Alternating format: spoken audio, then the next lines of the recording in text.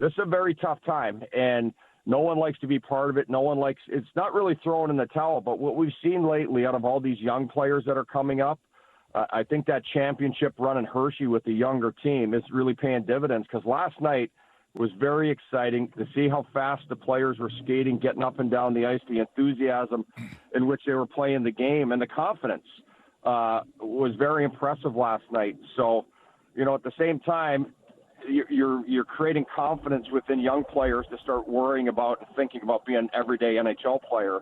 So no matter what happens, it's going to be for the benefit of the franchise. Alan, what's the key to the Detroit game tonight? It's a back-to-backer. They had to jump on a plane, fly up to Detroit, playing a good team in their building, and they're pretty good at home. What's the key tonight?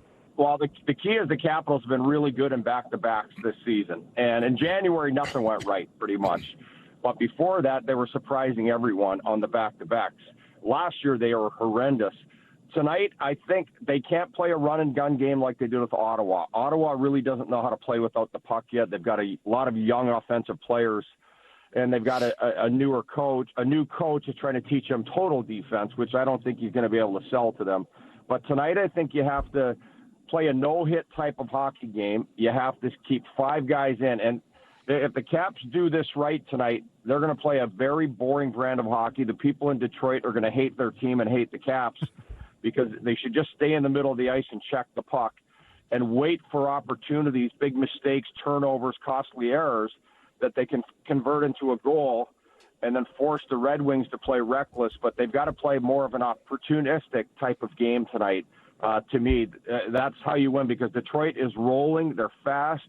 They play a really good brand of hockey, and everything's clicking right now. So, they've been on a rebuild for a long time, and now everything's starting to come together. And then, like you said, you've got tonight Detroit. Tampa's playing Philly tonight. I think it's in Philly. So that's obviously a huge game that we're going to be watching. But then if, let's just say Philly loses tonight and we win, man, Friday's just a massive game. Monster. Right?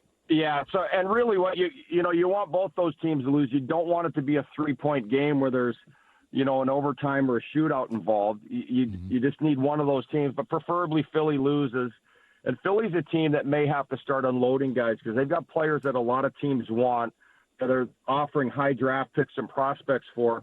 So if they lost tonight and then the Caps beat them, that kind of enforces their decisions or creates more of a possibility that they'll unload and their team won't be as strong going down the stretch. So 2 really, really big games, but you can't overlook tonight. You've got to take care of business tonight. You need to make sure you get your 2 points, or no matter what, a point tonight.